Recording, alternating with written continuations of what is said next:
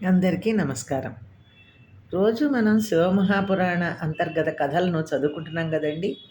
ఈరోజు మనం తదుపరి కథలను సూతుల వారు మహర్షులకు చెప్పిన గాథలను తెలుసుకుందాం. ముందుగా నా ఛానల్‌ని మొదటగా చూసేవారు ఇంతవరకు సబ్స్క్రైబ్ చేయని వారు నా ఛానల్‌ని సబ్స్క్రైబ్ చేయండి. చేయవలసిందిగా కోరుతున్నాను. మీ అభిప్రాయాలను తెలియపరిచి, లైక్ చేసి నాకు సపోర్ట్ చేస్తారని ఆశిస్తూ ఇప్పుడు కథలోకి వెళ్దాం. ముందుగా సంజయ్ యొక్క చరిత్ర అని మహర్షులతో సూతుడు ఇలా అంటున్నాడనమాట.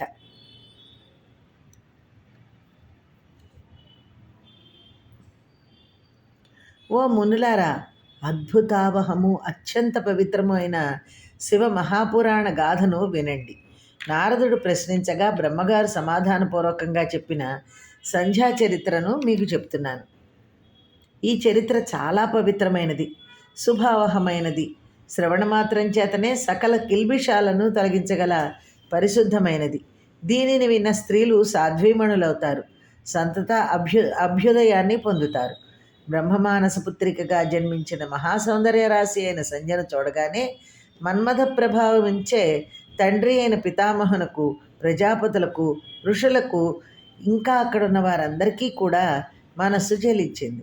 సంధ్య కూడా కామపీడితురాలయ్యింది. ధర్ముని ప్రార్థనను మన్నించి శంకరుడు ప్రత్యక్షమై పలికిన పలుకులకు అక్కడున్న వారందరూ లజ్జను పొందారు.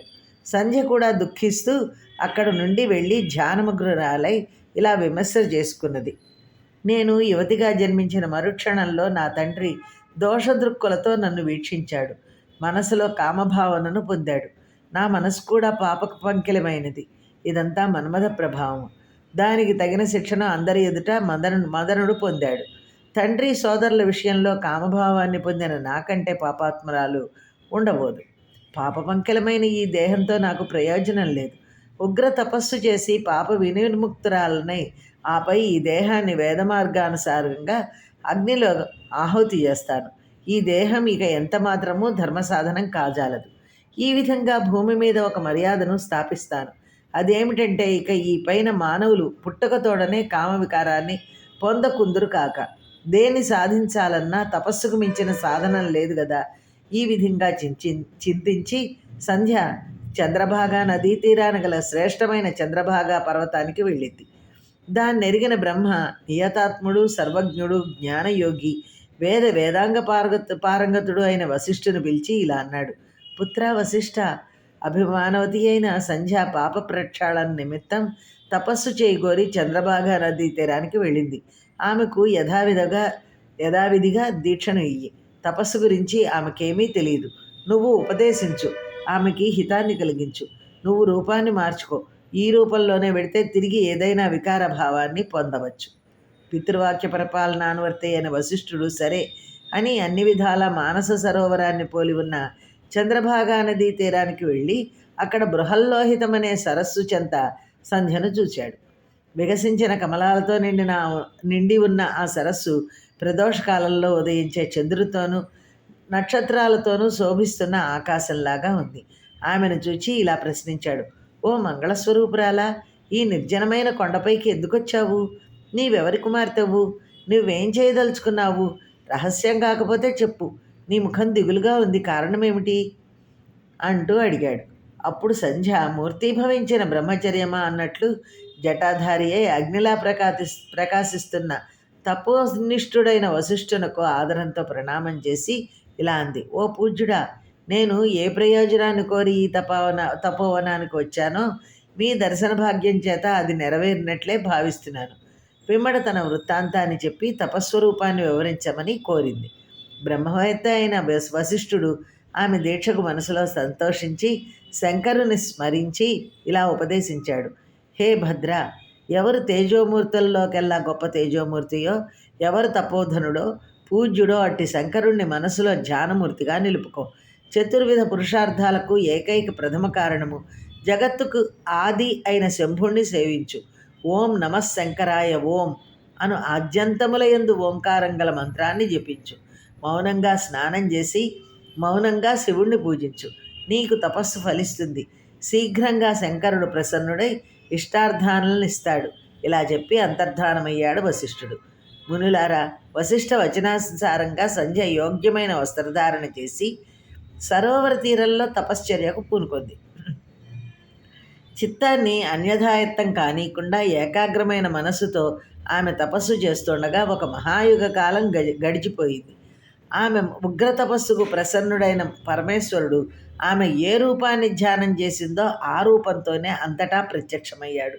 ప్రసన్న వదనుడు శాంతుడు అయిన శంకర్ను చూచి సంతత ధారాపాతంగా కన్నుల అశ్రుధారలొలక కించిత్ ఆశ్చర్యాన్ని వెరపును పొంది సంధ్య నేనేం మాట్లాడాలి, ఎలా స్తుతించాలి అని చింతిల్లి కళ్ళు మూసుకుంది.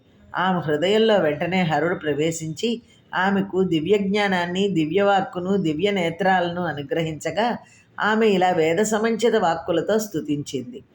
మునులారా, ఆనాడు సంధ్య చేసిన ఈ స్థుతి మహామహిమోపేతమైనది, పవిత్రమైనది, శుభకరమైనది సుమా. సంధ్యాస్తుతి. శ్లోకం. నిరాకారం జ్ఞానగమ్యం పరం యన్నైవ స్థూలం నాపి సూక్ష్మం నచోచ్చం అంతశ్చింత్యం యోగిభిస్తస్య రూపం తస్మై తుభ్యం లోకకర్త్రే నమోస్తు.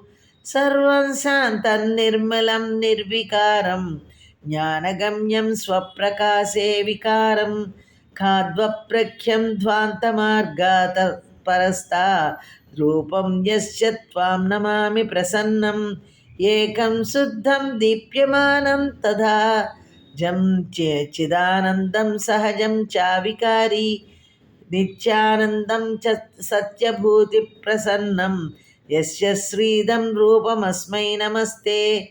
గగనం భూర్దిశశ్చైవ సలిలం జ్యోతిరేవ చ పునః కాలశ్చ రూపాణి యస్య తుభ్యం నమోస్తుతే. తాత్పర్యం. ఈశ్వర, నువ్వు నిరాకారుడవు. సర్వాతీతమైన నీ తత్వం జ్ఞానగమ్యం. స్థూల సూక్ష్మ ఉన్నత స్థితులకు మించి ఉంటుంది నీ రూపం. సదా యోగుల హృదయంలో భాషించే లోకకర్తమైన నీకు నమస్కారం. సర్వవ్యాపకము, శాంతము, నిర్మలము, నిర్వికారము, జ్ఞానగమ్యము, స్వప్రకాశము నందు ఏ వికారములు లేనిది. సంసారమనే తమో మార్గానికి అతీతంగా చిదాకాశంలో యోగులకు ప్రసిద్ధమైనది అగు రూపం గల నీకు నమస్కారం. అద్వయము, శుద్ధము, స్వయం జ్యోతిరూపము, అజాతము, చిదానందము, ఆనందఘనము, వికారరహితము, స్వరూపభూతము, శాశ్వతానంద రూపము, సత్యమనే సంపదచే ప్రసన్నమై సంపదలు నిచ్చునది అగు రూపం గల నీకు నమస్కారము. ఆకాశము, భూమి, దిక్కులు, నీరు, అగ్ని, కాలము ఇవి నీ రూపాలే. అట్టి నీకు నమస్కారం. తర్వాత శ్లోకం. విద్యాకారోద్భావనీయం ప్రభిన్నం సత్వచ్ఛందం ధ్యేయమాత్మస్వరూపం సారం పారం పావనానాం పవిత్రం తస్మై రూపం యస్య చైవం నమస్తే. యత్వాకారం శుద్ధరూపం మనోజ్ఞం రత్నాకల్పం స్వచ్ఛకర్పూరగౌరం ఇష్టాభీతే శూలముండే దధానం హస్తైర్నమో యోగయుక్తాయ తుభ్యం ప్రధానపురుషౌ యస్య కాయత్వేన వినిర్గతౌ తస్మాదవ్యక్తరూపాయ శంకరాయ నమో నమః. యో బ్రహ్మా కురుతే సృష్టిం యో విష్ణుః కురుతే స్థితిం సంహరిత్యషి యో రుద్రస్తస్మై తుభ్యం నమో నమః. త్వం పరః పరమాత్మా చ త్వం విద్యా వివిధాహరః సద్బ్రహ్మజవరం బ్రహ్మ విచారణపరాయణః. తాత్పర్యం. మిథ్యా జగత్తు కంటే భిన్నమైనది, సత్వగుణ ప్రధానమైనది, ప్రత్యేగాత్మ కంటే అభిన్నమైనది అయిన నీ రూపం జ్ఞానం చేత మాత్రమే తెలియబడుతుంది. భక్తులచే ధ్యానింపబడినది, సారభూతమైనది, అలౌకికమైనది, పావనమైన తీర్థాలను సైతం పావనము చేయనది అగు రూపం గల నీకు నమస్కారం. నీ రూపం శుద్ధమైనది, మనోహరమైనది, రత్నములచే అలంకరింపబడినది, స్వచ్ఛమైన కర్పూరం వలె తెల్లనైనది. చేతులతో అభయ వరదముద్రలను, శూలాన్ని, కపాలాన్ని ధరించిన యోగీశ్వరుడు వగు నీకు నమస్కారం. ఎవరి శరీరం నుండి ప్రధానము పురుషుడు ఉద్భవించాయో అట్టి ఇంద్రియాతీతమైన రూపం గల శంకరునకు అనేక నమస్కారాలు. బ్రహ్మరూపంలో సృష్టిని, విష్ణు రూపంలో స్థితిని, రుద్రుని రూపంలో సంహారాన్ని చేసే నీకు అనేక నమస్కారాలు. నీవు సర్వశ్రేష్ఠుడవు, పరమాత్మవు, వివిధ విద్యలు నీ స్వరూపమే. నీవు హరుడవు, జ్ఞానం చేత మాత్రమే లభ్యమయ్యే సద్ఘనుడవు, పరబ్రహ్మవు నీవే. తర్వాత శ్లోకం చదువుకుందాం. నమో నమః కారణకారణాయ దివ్యామృత జ్ఞాన విభూతిదాయ సమస్తలోకాంతరభూతిదాయ ప్రకాశరూపాయ పరాత్పరాయ యస్యాపరం నో జగదుచ్యతే పదాత్ క్షితిర్దిశత్ సూర్య ఇందుర్మనోజః బహిర్ముఖానాభితశ్చాంతరిక్షం తస్మై తుభ్యం సంభవే మే నమోస్తు యస్య నార్దిర్న మధ్యం చ నాంతమస్తి జగత్యతః కథం స్తోష్యామి తదేవం వాంగ్మనో గోచరం హరం. తాత్పర్యం: సర్వకారణకారుణుడు, దివ్యమైన అమృతం వంటి జ్ఞాన సంపదనిచ్చేవాడు, ఇతర పుణ్యలోకాలలో కూడా సంపదనిచ్చేవాడు, ప్రకాశ స్వరూపుడు, పరాత్పరుడు అగు నీకు నమస్కారం. పంచభూతాలు, దిక్కులు, సూర్యచంద్రులు, మన్మధుడు ఇత్యాది జగత్తు శివుని కంటే భిన్నం కాదని శాస్త్రాలు చెబుతున్నాయి. అంతర్ముఖులే కాక బహిర్ముఖులు కూడా నీ స్వరూపమే. నీ నాభి నుండే అంతరిక్షం ఏర్పడింది. హే శంకర, అట్టి నీకు నమస్కారం. ఎవనికి ఆది మధ్యాంతములు లేవో, ఎవరి నుండి ఈ సృష్టి అంతా వ్యక్తమైందో అట్టి నీకు నమస్కారం. వాక్కుకు మనసుకు గోచరం కాని ఆ దేవదేవుడు అయిన శంకర, నేను నిన్నెలా స్తుతించగలను? తర్వాత శ్లోకం. యస్య బ్రహ్మాదయో దేవా మునయశ్చ తపోధనాః న విప్రణ్వంతి రూపాణి వర్ణనీయాః కదాంసమే స్త్రియా మయా తే కిం జ్ఞేయ నిర్గుణస్య గుణః ప్రభో నైవ జానంతి యద్రూపం సేంద్రాపి సురాసురాః నమస్తుభ్యం మహేశాన నమస్తుభ్యం తపోమయ ప్రసీద శంభో దేవేశ భూయో భూయో నమస్తుతే. తాత్పర్యం: ఎవని రూపాలను బ్రహ్మాది దేవతలు, తపోనిష్ఠులైన బ్రహ్మర్షులు కూడా వర్ణించలేరో అట్టి రూపాలను నేనెలా వర్ణించగలను? హే ప్రభు, ఎవని రూపాన్ని ఇంద్రాది దేవతలు, రాక్షసులు కూడా తెలియలేరో అట్టి నిర్గుణమైన నిన్ను స్త్రీనైన నేను ఎట్లా తెలియగలను? ఓ మహేశ్వర, నీకు నమస్కారం. ఓ తపోమయ, నీకు నమస్కారం. నాపై దయచూపు హే దేవదేవ, నీకు అనంతకోటి నమస్కారాలు అంటూ అర్ధగాంభీర్యం గల వాక్కులతో సంధ్య చేసిన ఈ స్తుతిని విని శంకరుడు పరమానంద భరితుడయ్యాడు. జడలు కట్టిన కేశపాశంతో నారచీరను, లేడి చర్మాన్ని ధరించి మంచు దెబ్బకు వాడిపోయిన పద్మం వంటి ముఖంతో మూర్తీభవించిన తపస్వినిలా ఉన్న ఆమెను వీక్షించి అపార కృపారసం వెల్లివిరియ శంకరుడు ఇలా అన్నాడు. హే భద్రే, నీ తపస్సు చేత, స్తోత్రం చేత కూడా నేను సంప్రీతుడినయ్యాను. ఓ శుభకరమైన బుద్ధి కలదానా, వరాన్ని కోరుకో. నీ మనసులో ఉన్న కార్యసిద్ధిని కలిగిస్తాను. నీకు మంగళమగుగాక. శంకరుని పలుకులకు పరమానంద భరితురాలైన సంధ్య పారవస్యంతో అనేక ప్రణామాలను ఆచరించి ఇలా అంది. ఓ మహాదేవ, నేను నీ వర అనుగ్రహానికి యోగ్యరాలనైతే, నా పాపం నుండి పరిశుద్ధరాలనైతే ఈ జగత్తులో సమస్త ప్రాణులు పుట్టుకతోడనే కామం గలవిగా పుట్టకుండుగాక. ఈ వృత్తాంతం లోక ప్రసిద్ధిని పొంది నేను అపకీర్తిని పొందకుందునుగాక. ఇది నా మొదటి వరం. ఏ వ్యక్తిపైన కామంతో కూడిన నా చూపు పడకుండుగాక. హే నాథ, నన్ను సతిగా పాణగ్రహణం చేయబోయే పురుషుడు సుహృదుడై నాకు మంచి స్నేహితుడై ఉండుగాక. నన్ను కామంతో చూచే వ్యక్తి యొక్క పురుషత్వం నశించి వాడు నపంసకుడగుగాక. ఇది నా రెండవ వరం. పరిశుద్ధాంతఃకరణంతో లోకహితాన్ని కోరి సంధ్యాదేవి ప్రార్థించిన 2 వరాలను అనుగ్రహించి శివుడు ఇలా అన్నాడు. ఓ పతివ్రతా శిరోమణి, మంగళాంగి, విను. తపస్సుచే పరిశుద్ధురాలవయ్యావు. నీ పాపం భస్మీభూతమైంది. నీ మీద కోపాన్ని విడిచిపెట్టేశాను. ఈ పైన మానవులు శైశవం, కౌమారం, యవ్వనం, వార్ధక్యం అనే 4 దశలను క్రమంగా పొందుతారు. కౌమారావస్థ అంతంలోనూ యవ్వన ప్రాదుర్భావంలోనూ మాత్రమే కామభావనను కలిగి ఉంటారు. ఈ పైన ప్రాణులు పుట్టకతోడనే కామవాంఛ కలవారు కాకుందురుగాక. శుభాంగి, 3 లోకాల్లోనూ ఇతరుల స్త్రీలకెవ్వరికీ లేని పాతివ్రత్యాన్ని భావాన్ని పొందగలవు. నీ భర్త తప్ప ఇతరులు నిన్ను కామనతో చూస్తే అట్టివాడు నీవు కోరినట్లే నపుంసకుడు దుర్బలుడు అవుతాడు. మహాత్ముడు తపశ్శాలి రూపవంతుడు అయిన సత్పురుషుడు నీకు పతికాగలడు. అతనితో కూడి మీరిద్దరూ అన్యోన్యంగా సప్త కల్పాంతాల వరకు జీవిస్తారు. ఓ పరిశుద్ధురాలా, నీవు తపస్సు ప్రారంభించి ఇప్పటికి ఒక మహాయుగకాలం గడిచింది. కృతయుగం అంతరించి త్రేతాయుగం నడుస్తోంది. నీ పూర్వజన్మలో ఈ శరీరాన్ని అగ్నికి ఆహుతి చేస్తానని ప్రతిజ్ఞ చేశావు. అది నెరవేరే ఉపాయం చెబుతున్నాను విను. ఇప్పుడు నడుస్తున్న త్రేతాయుగంలోని మొదటి పాదంలో దక్ష ప్రజాపతికి అనేక మంది కన్యలు కలిగారు.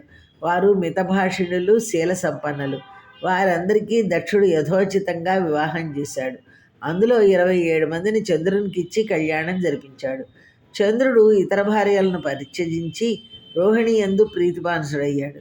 ఆ కారణంగా దక్షుడు కోపించి చంద్రుని శపించగా దేవతలందరూ నీ ఉన్న చోటుకు వచ్చారు. కానీ నా యందు లగ్నమైన మనస్సు గల నువ్వు వారిని గమనించలేదు. బ్రహ్మగారు కూడా వచ్చి ఆకాశం వైపు చూచి చంద్రుడు పూర్వరూపాన్ని ఎలా పొందుతాడా అని చింతించి చంద్రశాప విముక్తికై ఈ చంద్రభాగా నదిని సృష్టించాడు. అదే సమయంలో మహాతపస్సంపన్నుడైన మేధాతిథి కూడా వచ్చాడు. ఆయన 12 సంవత్సరాలు అతి విస్తృతమైన జ్యోతిష్ఠోమం అనే శ్రౌత యజ్ఞాన్ని ప్రారంభించాడు. అది ఇప్పుడు కొనసాగుతోంది. ఆ శ్రౌతాగ్ని మహాప్రకాశమానంగా వెలుగుతోంది. నువ్వు వెంటనే అక్కడికి వెళ్ళు. పవిత్రురాలవైన నువ్వు నీ దేహాన్ని ఈ ప్రజ్వలితాగ్నిలో విడిచిపెట్టు. నా అనుగ్రహించే నీవు అన్యులకు గోచరించవు. ఈ విధంగా శంకరుడు ఆమెకు హితోపదేశం చేసి అంతర్ధానమయ్యాడు.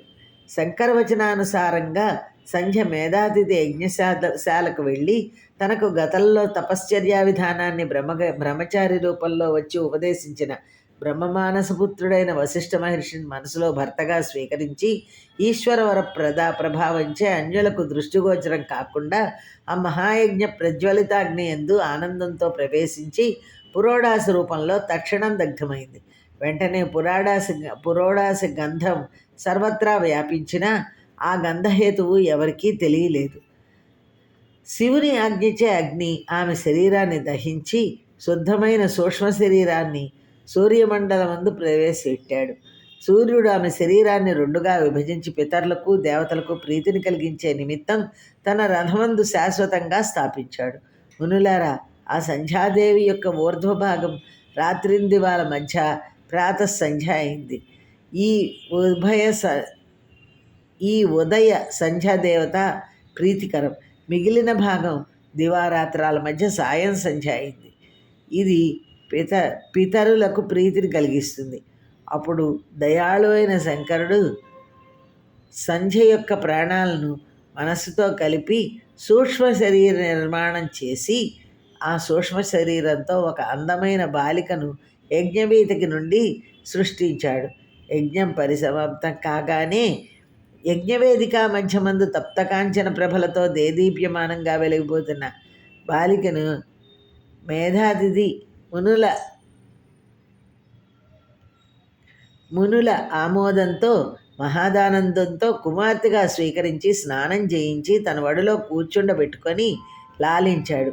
ఆమె ఏ కారణం చేత కూడా ధర్మానికి అడ్డుపడదు. ఆ కారణంగా ఆమెకు అరుంధతి అని అన్వర్థనామాన్ని ఉంచారు మహర్షి.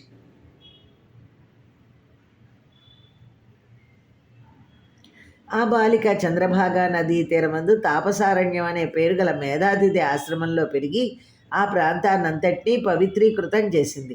త్రిమూర్తులతో కూడి దేవతలందరూ ఆ బాలికను బ్రహ్మమానసపుత్రుడైన వశిష్ఠునికి ఇచ్చి వివాహం జరిపించారు. ఆ సమయంలో సుఖవర్ధనమైన గొప్ప ఉత్సవం జరిగింది. ఆ ఉత్సవ వేళ బ్రహ్మ, విష్ణు, మహేశ్వర్ల కరకంజాతాల నుండి జారిపడిన నీటి నుండి పరమపావనములైన సిప్ర మొదలగు 7 నదులు పుట్టాయి. అరుంధతి వశిష్ఠులకు శక్తి మొదలగు కుమారులు కలిగారు. పరమ పవిత్రమైన ఈ గాథను విన్నా చదివినా వారికి ఇష్టకామ్యార్థ సిద్ధి కలుగుతుందని శంకరుడు వరమిచ్చాడు. కాబట్టి ఈ కథని మనం వశిష్ఠులు అరుంధతి యొక్క వివాహం మనం చదువుకున్నాం కదా, వివాహ కథ. మనం ఆ స్వామి యొక్క అనుగ్రహానికి మనం పాత్రులమైనట్టే లెక్క. మన కోరికలు ఇష్టకామ్యార్థ సిద్ధి కలుగుతుందని శంకరుడు వరమిచ్చారు కనుక మన కోరికలు తీరుతాయి అనేసి భావిస్తూ మనం చక్కగా ఈ ఈ ఉపాఖ్యానానికి సెలవు చెప్పుకుంటూ